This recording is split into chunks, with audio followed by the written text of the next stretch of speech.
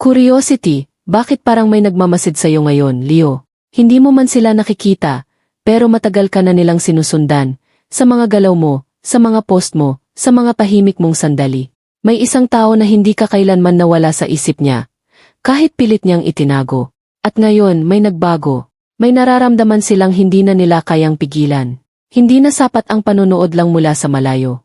Leo, hindi mo pa alam, pero ikaw ang sentro ng kanilang mundo ngayon. At ang mas nakakagula, malapit na silang kumilos sa paraang hindi mo inaasahan. Leo, may kakaibang nangyayari sa paligid mo ngayon. At kahit hindi mo ito direktang nakikita, ramdam mo na may nagbago. Parang may hangin na hindi mo maipaliwanag, mas mabigat, mas tahimik, pero puno ng kahulugan. Sa mga nakaraang araw, maaring napansin mo na mas nagiging aware ka sa sarili mo. Mas tahimik ang isip mo, pero mas malalim ang pakiramdam mo. Parang may humihila sa'yo na huminto sandali. At pakinggan kung ano ang nangyayari sa loob mo. Hindi ito aksidente. May energy shift na nangyayari, at ikaw, Leo, ang nasa gitna nito. Habang ikaw ay unti-unting nagfo-focus sa sarili mong growth, sa paghilom ng mga bagay na minsan mong itinago, may mga taong kahimik na nakatingin sa'yo. Hindi sila nagsasalita, pero nararamdaman nila ang pagbabago mo. Yung dating ikaw na madaling maapektuhan, wala na. Ngayon mas buka, mas kalmado, mas totoo. At alam mo kung ano ang epekto nito. Mas lalo kang napapansin. Hindi dahil pilit mong pinapakita ang sarili mo, kundi dahil natural na itong lumalabas sa'yo. Yung aura mo, Leo, hindi na kayang balewalain. Parang ilaw sa dilim, kahit sino mapapalingon. Sa gitna ng lahat ng ito, may isang tao na hindi ka inalis sa paningin niya. Tahimik lang siya. Pero ngayon mas lalo kanyang nakikita. At hindi niya inaasahan na mararamdaman niya ulit ito. Leo, may isang presensya sa buhay mo ngayon na hindi mo direktang nakikita. Pero parang may bakas siya sa bawat galaw mo. Hindi ito basa-basa pakiramdam lang. Ito yung tipo ng energy na kahit anong iwas mo, bumabalik sa'yo. Parang may mata na laging nakatingin, pero hindi mo mahuli kung saan galing. May isang tao na matagal ng kahimik na nakasunod sa'yo. Hindi siya lumalapit. Hindi siya nagpaparamdam ng direkta. Pero nandyan siya, sa likod ng bawat post mo, sa bawat story na ina-upload mo, sa bawat sandali na akala mo ikaw lang ang nakakakita. Minsan, napapaisip ka, bakit parang may nakakaalam ng nararamdaman ko, kahit wala naman akong sinasabi? Hindi mo alam, Leo, pero may isang tao na kilala ka pa rin ng mas malalim kaysa sa inaakala mo. Alam niya yung mga ngiti mo na may tinatagong lungkot. Alam niya yung mga sandali na pahimik ka lang pero ang dami mong iniisip. At kahit hindi siya nagpapakita, hindi ka niya iniiwan. Maaring ito ay isang tao mula sa nakaraan mo. Isang koneksyon na hindi tuluyang natapos. O kaya naman ay isang tao na matagal nang may nararamdaman sa'yo, pero piniling manatili sa anino. Bakit? Dahil natatakot siya. Natatakot siyang masira kung anuman ang meron kayo. Kahit na ito ay katahimikan lang. Ngayon, Leo, may nagbago. Habang mas lalo kang nagiging totoo sa sarili mo, mas lalo siyang nahihirapang manatiling kahimik. Hindi na sapat para sa kanya ang manood lang mula sa malayo. Hindi na sapat ang maghintay. Sa bawat araw na lumilipas, mas lumalakas yung desire niya na lumapit. Kahit hindi niya alam kung paano. Kahit hindi siya sigurado kung tatanggapin mo siya. Isa lang ang sigurado, hindi ka niya tinanggal sa puso niya. At ngayon, parang hindi na niya kayang pigilan ang sarili niya. Leo, minsan hindi sapat ang pagmamahal para maging tama ang timing. At ito yung hindi mo nakita noon. May dahilan kung bakit pinili nilang manatiling kahimik. Hindi dahil wala silang nararamdaman, kundi dahil sobra itong bigat para harapin nila ng buo. Sa totoo lang, hindi sila handa. Hindi handa sa lalim ng koneksyon na nararamdaman nila sa'yo. Hindi handa sa posibilidad na kapag lumapit sila, baka hindi nila kayanin ang magiging resulta. May mga bagay sa buhay nila na hindi pa buo noon, mga problema, takot, kahit mga sugat mula sa nakaraan na hindi pa naghihilom. At ikaw, Leo, dumating ka sa panahong hindi nila kayang ibigay ang buong sarili nila. Kaya ang ginawa nila, inili nilang umatras. Hindi dahil gusto ka nilang iwan, kundi dahil akala nila, iyon ang mas tama para sa inyong dalawa. Pero ang hindi nila inaasahan, habang lumalayo sila, mas lalo kang nagiging mahalaga. Bawat araw na hindi ka nila kinakausap, mas lalo kang naiisip. Bawat pagkakataon na pinipigilan nilang lumapit, mas lalo silang nahihirapan. At sa bawat gabi na pahimik ang mundo, ikaw ang laman ng isip nila. Leo, May mga bagay na hindi kayang sabihin ng isang tao sa salita. Lalo na kung ang kapalit nito ay vulnerability. At iyon ang kinatatakutan nila noon. Yung possibility na makita mo kung gaano sila kahina kapag nasa harap mo sila. Yung ideya na baka hindi mo sila tanggapin sa ganitong estado nila. Kaya mas pinili nilang manatili sa likod, kung saan pwede ka nilang mahalin ng hindi nasasaktan ng harapan. Pero alam mo ba ang totoo? Hindi sila naka-move on. Hindi sila tuluyang nakaalis. Inilit lang nila. At ngayon, unti-unti nilang nare-realize na hindi nila kayang dalhin ito habang buhay. Yung mga salitang hindi nila nasabi, yung mga pagkakataong pinalampas nila, lahat yun bumabalik sa kanila ngayon. At mas masakit na. Dahil ngayon, Leo, handa na sila. Pero hindi na nila alam kung nandyan ka pa, Leo, ang hindi nila inaasahan, ay ang pagbabago mo. Habang sila ay nanatiling kahimik, iniisip na kaya kanilang kalimutan, ikaw naman ay unti-unting nagbago. Hindi mo man sinasadya, pero may nangyari sa'yo na hindi nila kontrolado. Mas naging buo ka. Mas naging malinaw kung sino ka. At higit sa lahat, natutunan mong piliin ang sarili mo. Dati, Leo, maaring hinahanap mo ang atensyon nila. Maaring may mga sandali na iniisip mo kung bakit sila nawala. Kung bakit hindi nila kayang ipakita ang nararamdaman nila. Pero ngayon, iba ka na. Hindi ka na naghahabol. Hindi ka na nagtatanong. Hindi ka na naghihintay ng validation mula sa kanila. At ito ang pinakamalakas na bagay na hindi nila inaasahan. Dahil habang ikaw ay nagiging mas independent, mas lalo kang nagiging irresistible sa paningin nila. Yung dating Leo na akala nila kaya nilang balikan ani Tim, wala na. Ngayon, ikaw na yung hindi nila maabot basta-basta. At doon sila nagsimulang magising. Bigla nilang nakita ang halaga mo, hindi dahil nawala ka, kundi dahil hindi ka na pareho ng dati. May confidence ka na hindi mo kailangang ipakita. May lakas ka na hindi mo kailangang ipaglaban. At may presence ka na kahit tahimik, ramdam ng lahat. Leo, ito yung klase ng transformation na hindi kayang i-ignore. At para sa taong matagal kang minamasdan, ito ang naging dahilan kung bakit ikaw ang naging focus niya ngayon. Hindi na ikaw yung taong iniwan niya. Ikaw na yung taong kinakatakutan niyang mawala ng tuluyan. At habang mas lalo kang nagiging strong, mas lalo siyang nahihirapang manatili sa malayo. Kasi ngayon, hindi na lang ito simpleng damdamin. Ito na yung realization na, baka tuluyan na kitang mawala. At doon nagsisimula ang urgency. Doon nagsisimula ang paggalaw. At doon, Leo, nagsisimula ang pagbabali. Leo, minsan hindi mo kailangan ng direktang salita, para malaman na may paparating. Dahil bago pa man sila kumilos, may mga maliliit na senyales na unti-unting nagpapakita ng kanilang presensya. At kung babalikan mo ang mga nakaraang araw, maaring napansin mo na ito. Bigla na lang may notification na hindi mo inaasahan. Isang pangalan na matagal mo nang hindi nakikita. Hindi man direktang message, pero parang may paramdam. Minsan view lang sa story mo. Minsan like sa lumang post. Minsan, wala silang ginagawa. Pero ramdam mo na parang may koneksyon na bumabali. At doon ka napapaisip. Bakit ngayon? Hindi ito coincidence, Leo. Ito yung mga sandali na sinusubukan nilang sukatin, kung may puwang pa ba sila sa buhay mo. Hindi pa sila sigurado, kaya hindi pa sila diretsong lumalapit. Pero hindi na rin sila kayang manatiling tuluyang kahimik. May mga pagkakataon din na parang bigla mo silang naiisip. Kahit wala namang dahilan, parang may humihila sa isip mo pabalik sa kanila. At minsan, kahit pilitin mong i-ignore, bumabalik pa rin. Leo, hindi lahat ng koneksyon nawawala agad. May mga bagay na nananatili, kahit walang komunikasyon. At ito yung nararamdaman mo ngayon. Unti-unti silang nagkaparamdam. Unti-unti silang lumalapit sa paraan na hindi masyadong halata. Dahil natatakot pa rin sila. Natatakot na baka hindi mo sila tanggapin. Natatakot na baka huli na ang lahat. Pero sa kabila ng takot na yun, mas malakas na ngayon yung desire nilang lumapit. At habang tumatagal, hindi na nila kayang kontrolin ito. Leo, ito na yung punto na hindi na sapat ang pag-observe lang. Ito na yung punto na kailangan nilang gumawa ng hakbang. At kapag nangyari yun, hindi na ito magiging simpleng paramdam lang. Magiging totoo na ito, Leo, sa lahat ng nangyayari ngayon. May isang bagay na hindi mo kayang kakasan. At iyon ay ang kakiramdam mo. Hindi mo man ito maipaliwanag ng buo. Pero nararamdaman mo na may something na paparating. Yung tipong kahimik lang ang paligid mo, pero bigla kang mapapaisi. Bigla mong mararamdaman yung bigat sa dibdib mo, hindi dahil sa sakit, kundi dahil sa anticipation.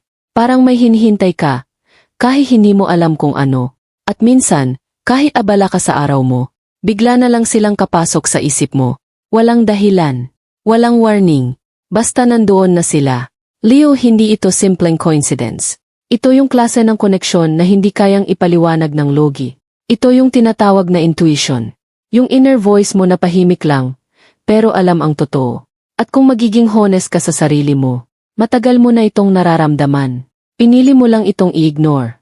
Pinili mong sabihin sa sarili mo na wala na, natapos na hindi na sila babali.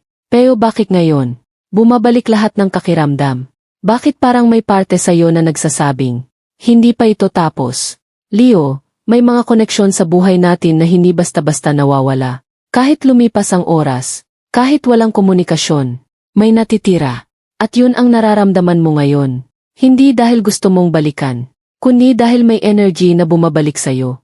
At ang intuition mo, hindi ito nagsisinungaling. Hindi ito basta gumagawa ng kwento. Ito ay reaksyon sa isang bagay na totoo. Kahit hindi mo pa nakikita. Kaya kung may nararamdaman kang kakaiba ngayon, kung may bahagi sa'yo na hindi mapakali, huwag mo itong balewalain. Dahil minsan, Leo, ang puso mo ang unang nakakaalam. Bago pa man mangyari ang lahat, Leo, darating ang sandali na hindi na nila kayang pigilan ang sarili nila. Matagal na nilang pinipigilan. Matagal na nilang tinatago. Matagal na nilang kinukontra ang nararamdaman nila para sa'yo. Pero ngayon, parang lahat ng dahilan kung bakit sila umatras noon, unti-unti nang nawawala. Yung takot nila, nandoon pa rin. Pero hindi na kasing lakas ng dati. Dahil mas malakas na ngayon ang pakiramdam na kailangan kanilang harapin. Hindi na sapat ang panonood lang mula sa malayo. Hindi na sapat ang mga paramdam na hindi mo sigurado kung totoo ba o hindi. Leo, darating ang moment na pipiliin nilang sumugal. At kapag nangyari yun, hindi ito magiging perpekto. Hindi ito magiging planado. Maaring biglaan. Maaring awkward. Maaring puno ng kaba. Pero magiging totoo. Isang message na matagal nilang pinag-isipan kung ipapadala ba o hindi. Isang paglapit na ilang beses nilang inimagine sa isip nila. Isang pag-amin na matagal na nilang itinago. At kapag dumating ang sandaling iyon, mararamdaman mo agad. Hindi dahil sinabi nila, kundi dahil sa energy na dala nila. Leo, hindi lahat ng pagbabalik ay tahimik.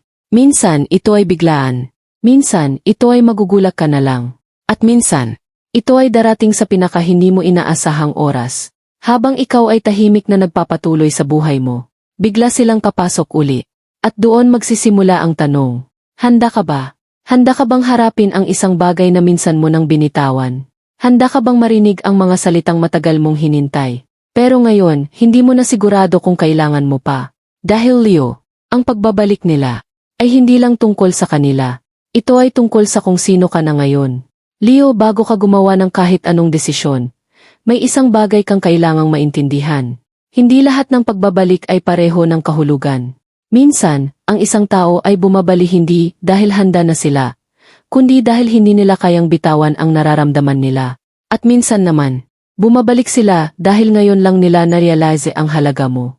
Pero Leo, hindi mo responsibilidad na tanggapin agad iyon. Hindi mo kailangang magmadali. Hindi mo kailangang ibigay ulit ang sarili mo sa parehong paraan na ginawa mo noon. Dahil lang ko to, hindi ka na yung dating Leo. Yung Leo na madaling masaktan. Yung Leo na naghihintay. Yung Leo na nagbibigay kahit wala nang natitira para sa sarili niya. Ngayon, mas malinaw ka na, mas matatak, at mas alam mo na kung ano ang deserve mo. Kaya kapag dumating sila, huwag mong tingnan kung ano ang gusto nila. Tingnan mo kung ano ang kaya nilang ibigay ngayon. Hindi yung sinabi nila noon.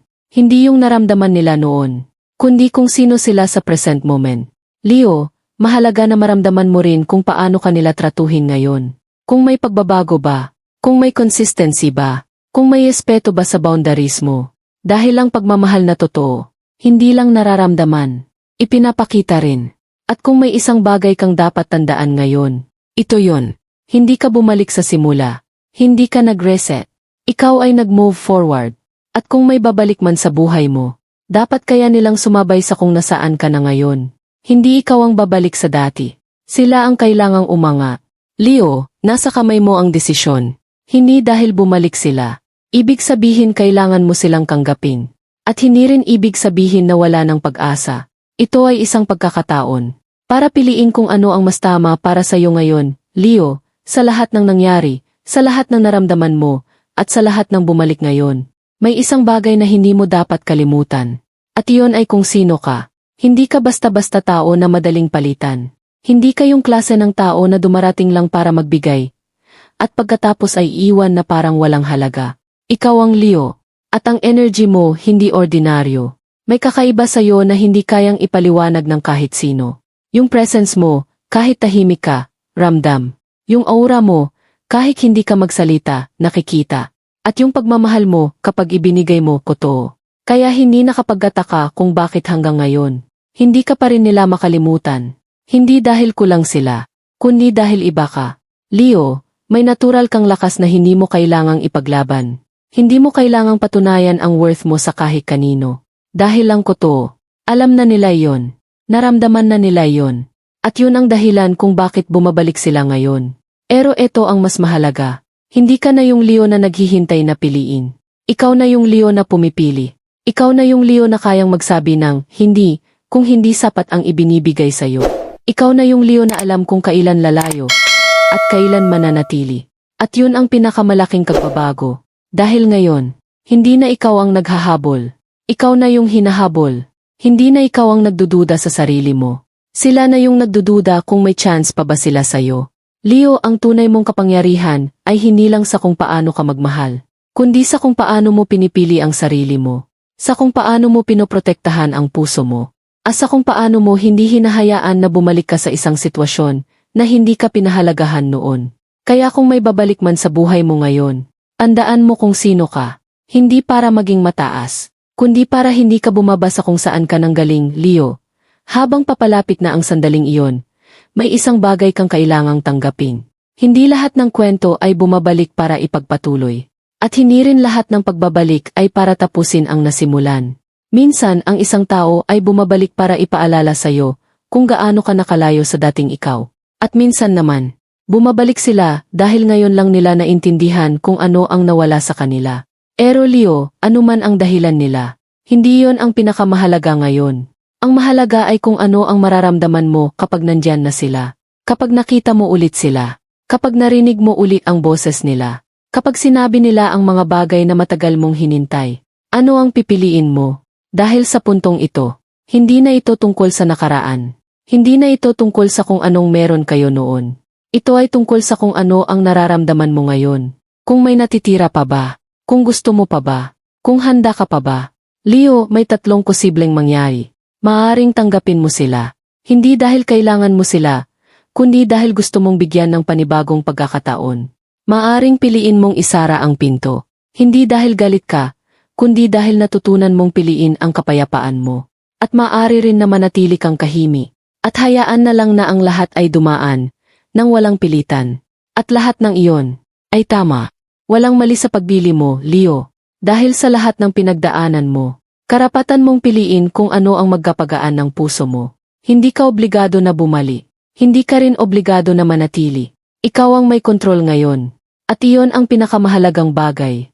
Kaya kung dumating man ang sandaling iyon, huwag mong kalimutan ang sarili mo. Huwag mong kalimutan kung gaano kalayo ang narating mo. At higit sa lahat, huwag mong kalimutan na ikaw ang pipili ng magiging susunod na kabanata ng kwento mo. Dahil Leo, hindi sila ang sentro ng mundo mo. Ikaw, Leo, kahit matapos ang lahat ng ito, may isang bagay na mananatili. At iyon ay ang koneksyon na hindi ninyo kuluyang naputol.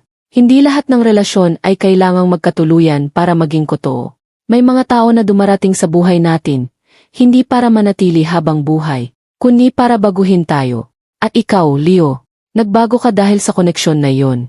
Mas naging matatag, mas naging malinaw, mas naging totoo sa sarili mo. At kahit ano pa ang piliin mong mangyari sa susunod, hindi mo maikakaila na may bahagi ng kwento ninyo na hindi mawawala. Dahil may mga koneksyon na hindi sinusukat sa tagal, kundi sa lalim. At iyon ang meron kayo. Kaya kung sakaling magtagpo uli ang mga landas ninyo, hindi na kayo pareho ng dati. Mas mature, mas aware, mas handa, o baka naman, mas handa ng bitawan. Leo, hindi mo kailangang malaman agad ang sagot. Hindi mo kailangang pilitin ang sarili mo na magdesisyon. Dahil minsan, ang tamang sagot ay dumarating hindi sa pag-iisip, kundi sa pagdamdam. At kapag dumating ang sandaling iyon, malalaman mo, Hindi dahil may nagsabi sa'yo, kundi dahil mararamdaman mo na ito na ang tama.